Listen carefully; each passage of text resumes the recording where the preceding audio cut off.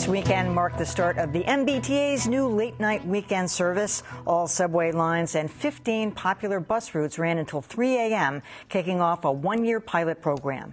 T officials are encouraging riders to get on board because the expanded service is being offered on a use-it-or-lose-it basis. By all accounts, there were plenty of people using it this weekend, including our own Edgar Herwick from the WGBH Curiosity Desk. As the clock approaches 1 a.m., Boston's Park Street station is packed. Park Street! So who exactly is riding the T on its first night of late service? I hopped the rails to find out. The Southern City Band gets the night off to a musical start. They'd already been playing late into the night in the station, but they still aren't through as they head back to the Berklee School of Music. Well, it's after 1 o'clock. We're on the Green Line, heading to Kenmore. We're going to see what's happening there. That's where I run into Eddie, who was out with some friends for some nocturnal foraging. Yes, just came from Tasty Burger over in Fenway. Pretty nice. Where are you going back to now?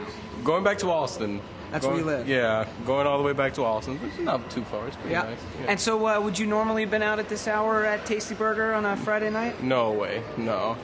Not at all. A lot of these folks are coming from Alston, Brighton area, and they're taking the T down at 1:30 in the morning. It's about 1:30 in the morning. These folks are headed down into downtown. Like this group of summer villains who are on their way to the bars near Downtown Crossing, a neighborhood they say they never hang out in. This is a purposeful trip to take advantage of the late night. So you're out tonight specifically because the T's open late? We decided to go to places we wouldn't normally go. Like, we're intentionally not going to places we've been before because we can. And they weren't the only ones trying new neighborhoods. Cesar Salazar and his friends took the Red Line to Central Square from the Back Bay. They spent the night walking the neighborhood before hitting the 24-hour CVS. Got some munchies, got some things. Now we're dancing with some folks. It's good. It's been a great night.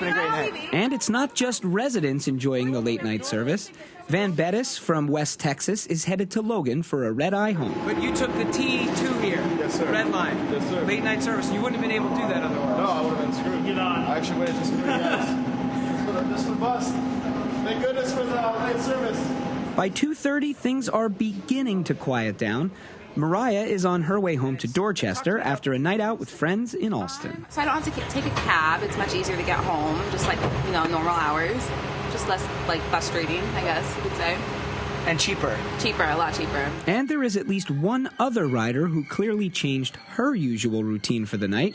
MBTA General Manager Beverly Scott. I would either be watching, I'm a C-SPAN junkie. Okay. Or I would be watching Game of Thrones because I'm getting myself ready for, that's what I'm talking about. Or you'd be watching WGBH. I would be watching WGBH, of course. That's it. Of course. Scott praises the sponsors who helped offset the $16 million cost of the pilot program. And so far, is encouraged by what she sees. And this is the one that the public has said repeatedly that they really, really want.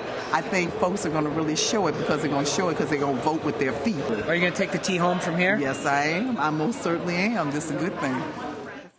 Well, it was quite a night, Emily, and thankfully I've had a few days to sleep it off. So. Yeah, you didn't get home until like 4 in the morning. Oh, man. All right, so I can understand people being excited on the first night and getting out there, but do you think this is going to be a routine for people? I mean, I don't know. That's the real question, and I think only time's going to tell. I asked almost every single person that I talked with, I asked them, are you going to do this regularly, do you think? And for the most part, they're like, yeah, this is so great. I'm going to do it all the time. But many of them were out. A lot of them knew that it was the first night it was happening. Were out specifically because it was the first night it was happening.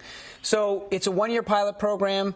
If it's going to stick around, as the city has said, it's use it or lose it. So hopefully people will keep doing it if they want it to stick around, but who knows? Well, so this was sort of sold as a great idea for transportation for late-night workers, which is a good idea. I didn't see too many of those in Well, I didn't either. So to be fair, I was on the red line and the green line. So I wasn't on the blue line or the orange line. Maybe those lines would have had some more workers, people coming out of restaurants. There were a few stops that I was at. Like I was near MGH, thought I might see some hospital workers or something, but I didn't. What I did see was a lot of young people. A lot of young people traveling, going from bar to bar, going out to restaurants, having a good time.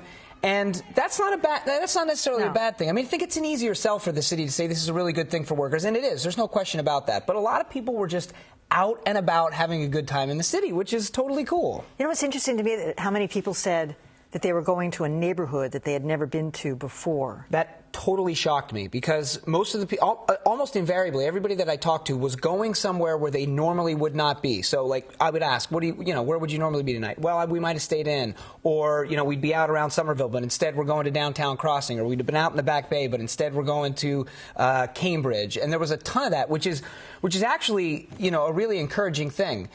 Just talking to them and thinking about it, like, I started feeling, gosh, these people feel like the city is more open, it's more accessible to them, it's more available, and the money's getting sort of spread out to different places because people are going out, they're spending their money in different places. A lot of people also said they're not spending money on cabs tonight, and instead of spending money on cabs, they're like, I'll get another couple drinks at the bar, I'll get some food afterwards. So another kind of thought here is that it could be an economic boost. Well, because eventually, as Mayor Marty Walsh and others have said, there's an effort to keep the bars and restaurants open. That's right. Later. So if they push that back until 2 or 3 in the morning, then this will have a real purpose. Yeah, this is really kind of part of a concerted effort, if you think about it. Marty Walsh has talked about food trucks being around later. He's talked about some pilot program to have some of the bars stay open later.